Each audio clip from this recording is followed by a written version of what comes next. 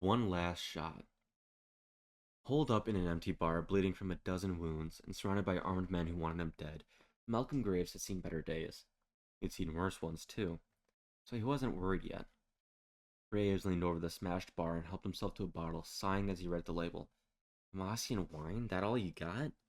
It's the most expensive bottle I have, said the innkeeper, cowering below the bar in a glittering ocean of broken glass. Graves looked around the bar and grinned. I reckon it's the only bottle you got left. The man had panic written all over him. He clearly wasn't used to being in the middle of a gunfight. This wasn't Bilgewater, where fatal brawls broke out 10 times a day. Piltover was regarded as a more civilized city than Graves' hometown, in some ways at least. He yanked the cork free with his teeth and spat it to the floor before taking a swig. He spilled it around in his mouth like he'd seen rich folks do before swallowing it.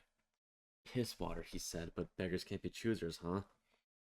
A voice shouted through the broken windows, buoyed with confidence it had earned, in the false bravado of numbers. Give it up, Graves. There's 7 of us to 1 of you. This ain't going to end well. Damn straight it ain't, hollered Graves in return. If you want to walk away from this, you best go fetch more men.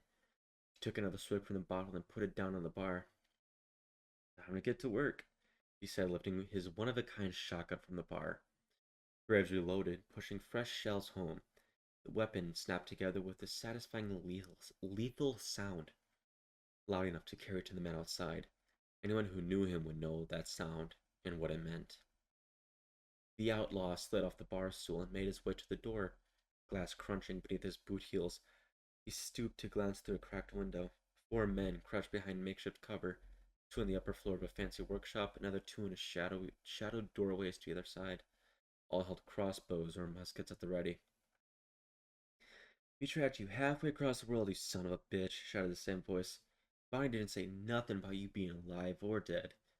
Walk out now with that cannon of yours held high, and there don't need to be no more bloodshed.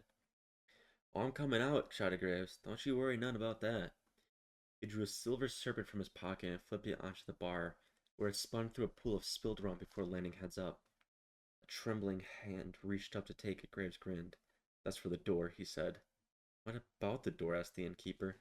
Graves hammered his boot into the inn's front door, smashing it from its hinges. He dove through the splintered frame, rolling to one knee, gun blasting from the hip. All right, you bastards, he roared. Let's finish this.